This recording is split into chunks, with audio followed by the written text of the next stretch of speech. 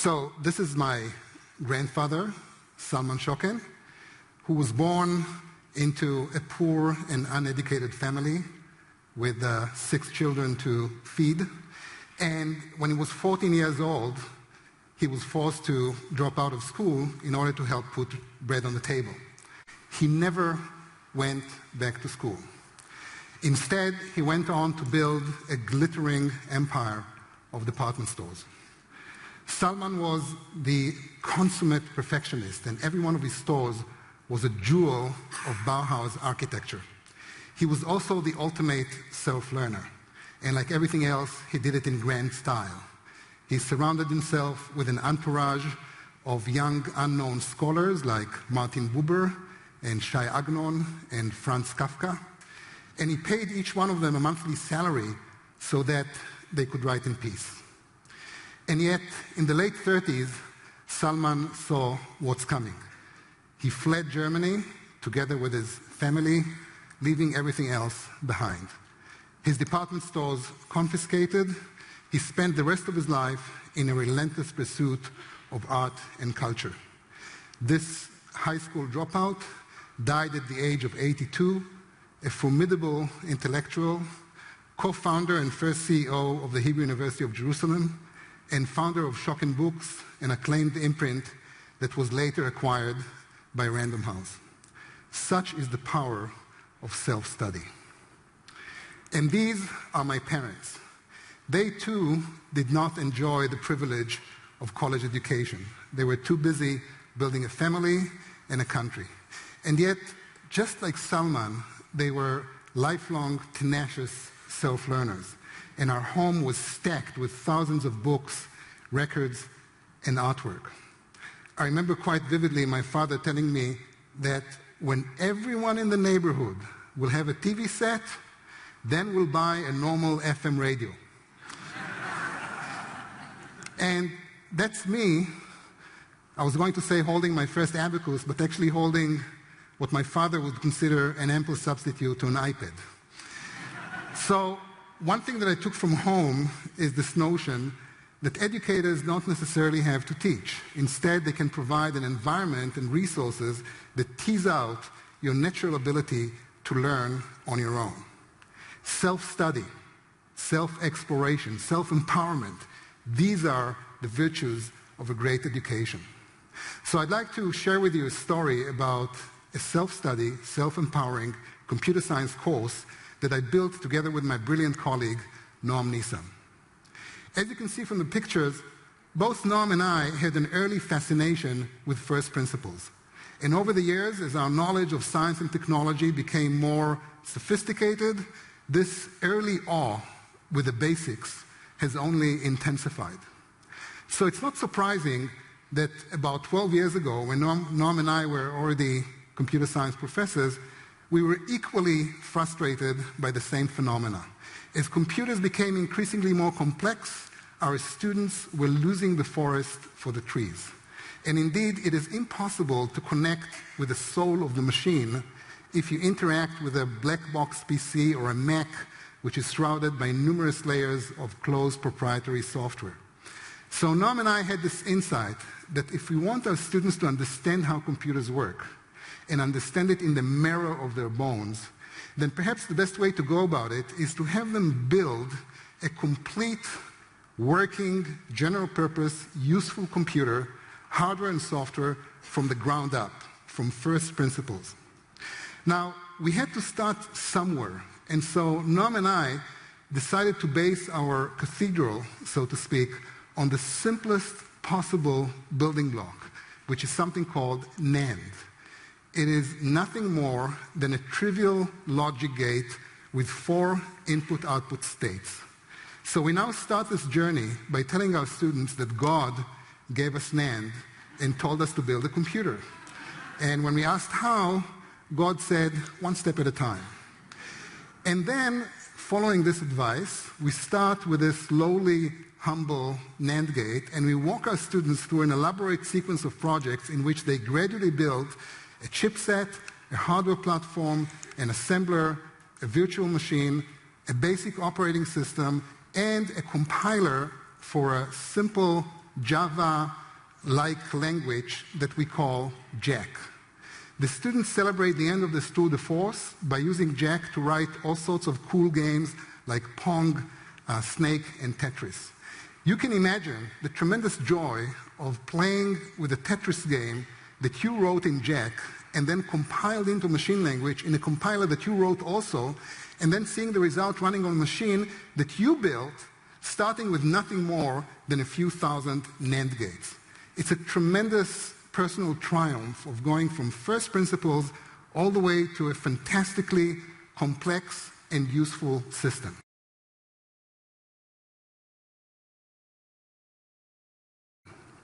Noam and I worked 5 years to facilitate this ascent and to create the tools and infrastructure that will enable students to build it in one semester. And this is the great team that helped us make it happen. The trick was to decompose the computer's construction into numerous standalone modules, each of which could be individually specified, built, and unit tested in isolation from the rest of the project. And from day one, Noam and I decided to put all these building blocks freely available in open source on the web. So chip specifications, APIs, project descriptions, software tools, hardware simulators, CPU emulator, stacks of hundreds of slides, lectures. We laid out everything on the web and invited the world to come over, take whatever they need, and do whatever they want with it. And then something fascinating happened. The world came. And in short order, thousands of people were building our machine. And NAND to Tetris became one of the first massive open online courses, although 7 years ago we had no idea that what we were doing is called MOOCs.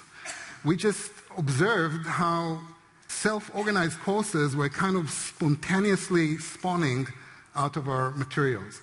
For example, Pramod CE, an engineer from Kerala, India, has organized groups of self-learners who build our computer under his good guidance.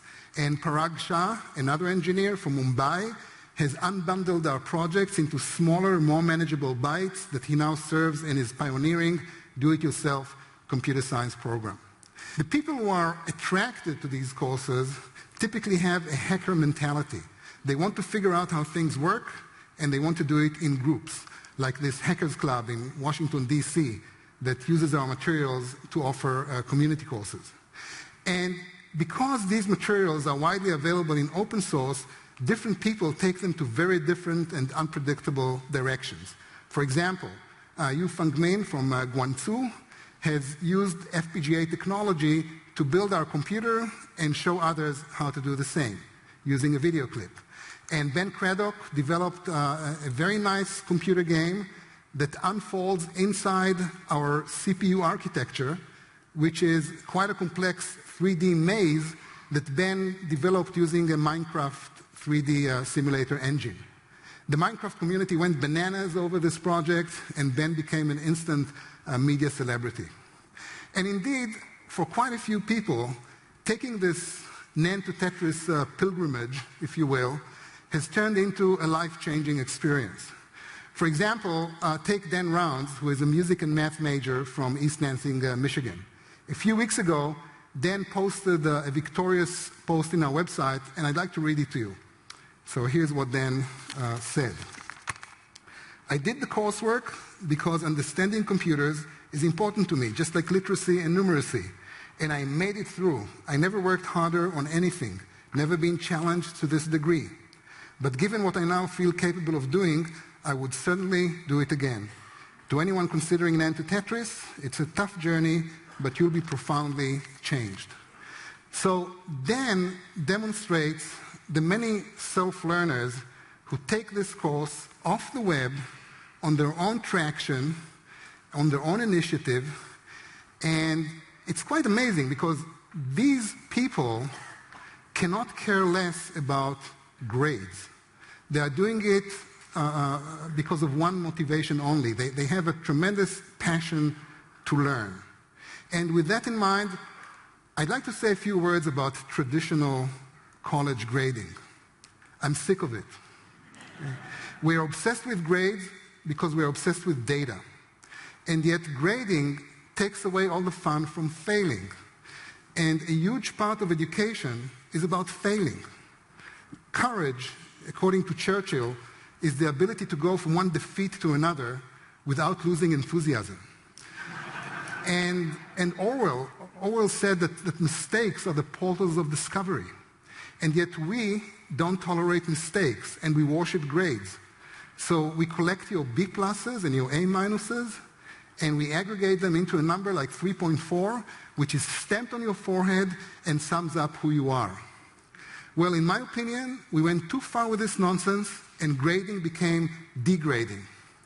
So with that, I'd like to say a few words about upgrading and share with you a glimpse for my current project, which is different from the previous one, but it shares exactly the same characteristics of self-learning, learning by doing, self-exploration, and community building. And this project deals with K-12 math education, beginning with early age math. And we do it on tablets because we believe that math, like anything else, should be taught hands-on. So here's what we do. Basically, we developed numerous mobile apps, every one of them explaining a particular concept in math. So for example, let's take area.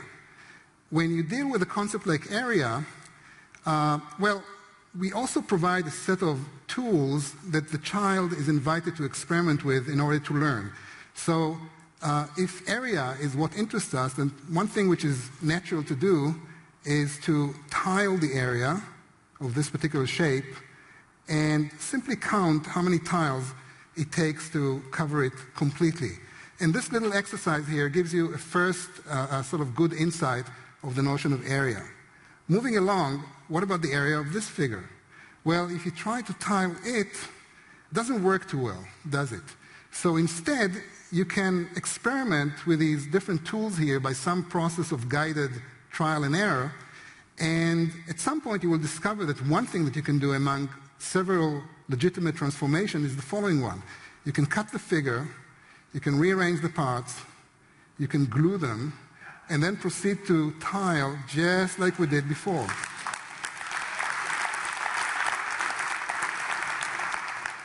Now, this particular transformation did not change the area of the original figure.